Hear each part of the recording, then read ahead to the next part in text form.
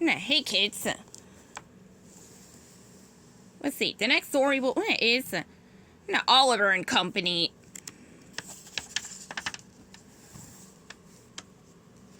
One spring day, a cardboard box filled with kittens was left on a sidewalk in New York City.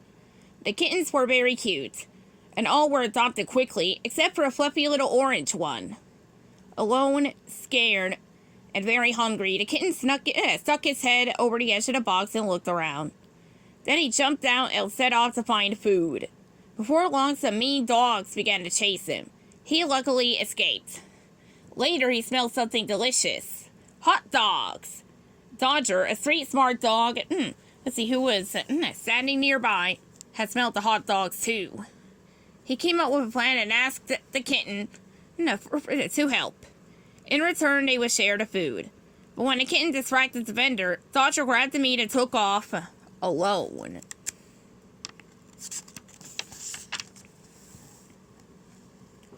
Wait! Cried the kitten. Half those dogs are mine! But Dodger just laughed and kept running. He raced through alleys and over fences and finally ended up down at the docks, where he slipped into a room on a run-down barge. But there was something Dodger did not know. The kitten had followed him. Hiding up on the deck, the kitten peeked through a hole. Inside, he saw Dodger talking to a group of dogs. Tito the Chihuahua, Francis the Bulldog, Einstein the Great Dane, and a lovely hound named Rita. Dodger was busy bragging about how he had gotten the hot dogs all by himself. Suddenly, there was a loud crash. Dodger and the other dogs looked up in surprise as the little kitten fell through the ceiling. The kitten was surrounded. He was scared, and his heart was pounding.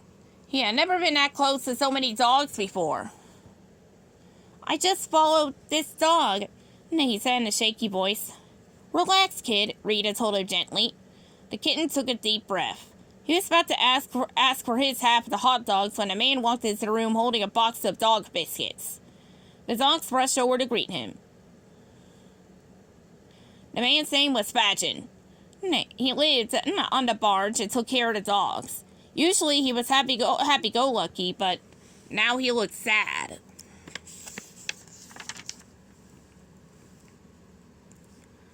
A car horn sounded outside. I'll be right there, Fagin called out. Then he trudged out to see Sykes, the man in the car. Fagin owed him money, but he did not have a way to repay it. While Fagin begged for some time, Sykes' dogs, a nasty pair of Dobermans, came aboard the barge to try to frighten Dodger and his gang. When the snarling Dobermans tried to corner the kitten, he reached out and scratched one of them on the nose. Fagin and the rest of the group were very impressed with the kitten's bravery and decided he could be part of their gang.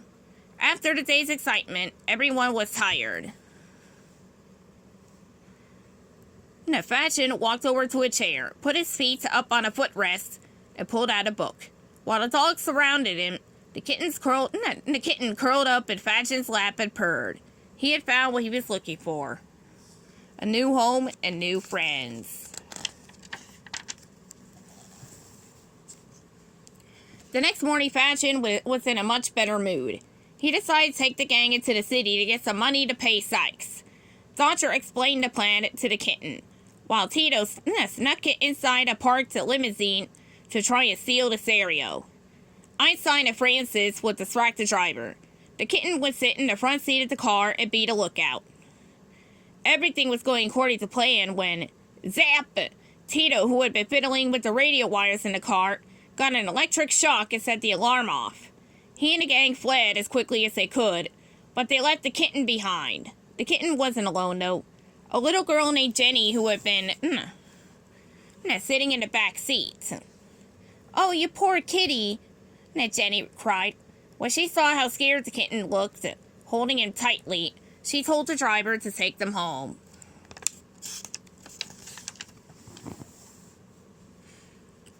At home, Jenny prepared a huge bowl of food for the kitten and told him its new name was Oliver. Then she gave him a special collar and a gold identification tag. Oliver had never been happier. Meanwhile, back at the barge, Dodger and the gang were worried about their friend. Let's see, the next day they snuck into Oliver's new house while he was sleeping and took him back to the barge. But when he woke up, Oliver was sad. He had liked spending time with Jenny. Fadgen, however, was not sad. Oliver's fancy collar and Fifth Avenue address made his eyes light up. "So that's where you've been," he exclaimed.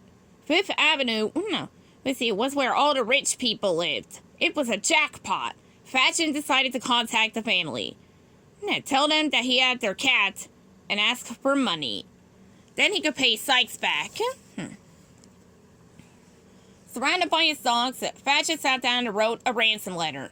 Then he waited for Oliver's new owners to show up. But Jenny got the notice then. When she saw that her kitten had been catnapped, she was very upset. She crept out of her house and went to save Oliver. At the dock, she soon found Fadgen. "Excuse me," she said, holding out a piggy bank filled with change.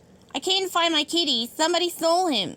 Fadgen felt guilty about taking money from a little girl, so he gave Oliver back to her for free. But Sykes had been following Fadgen. When he saw Jenny, he knew that her parents would pay a lot of money to get her back. He grabbed the girl, pulled her into his car, and sped away.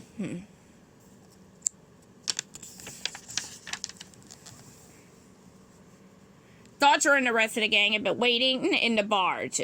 They heard the commotion and rushed outside. Oliver looked miserable. "Don't worry," Dodger told him. Let's see, "we'll get her back." Everyone agreed, and they ran towards Sykes' warehouse. When the dogs arrived, Sykes was on the phone. They quietly went inside, found Jenny, and untied her. Now they all had to get away without being noticed. But it was too late. Sykes and his Dobermans had spotted them. Running as fast as they could, Dodger and the gang slid down a ramp that led outside.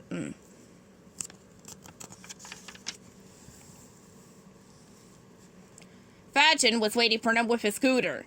Jenny and the rest of the gang jumped aboard. As Sykes and his dogs followed in their car, the chase was on. Trying to lose Sykes, Fadgen drove his scooter onto the subway tracks. The two vehicles bumped into one another, causing Jenny to be tossed around on the back of Fadgen's scooter. Suddenly, she was thrown straight at Sykes. "Help!" she cried as the evil man pulled her inside his car. Oliver jumped into the car and bit Sykes, who let Jenny go. Fadgen reached behind him and pulled her back onto the scooter. Now Oliver was in trouble. Sykes threw the kitten into the backseat and ordered his dogs to attack. Luckily, Dodger came to the rescue. Together, the pair fought off the mean dogs and jumped safely from the speeding car, right before it went flying off a bridge.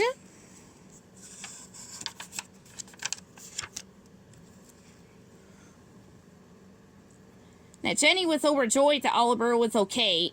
Now, she was never going to let anything happen to him or his friends ever again. Oliver purred. He felt the same way. The very next day, Jenny had a big birthday party at her house. Fadgen and the gang were all there, and they promised to visit Oliver all the time. And Jenny told them that treats would always be waiting for them. The little orphaned kitten was very happy. He had finally found a home. And many good friends. The end.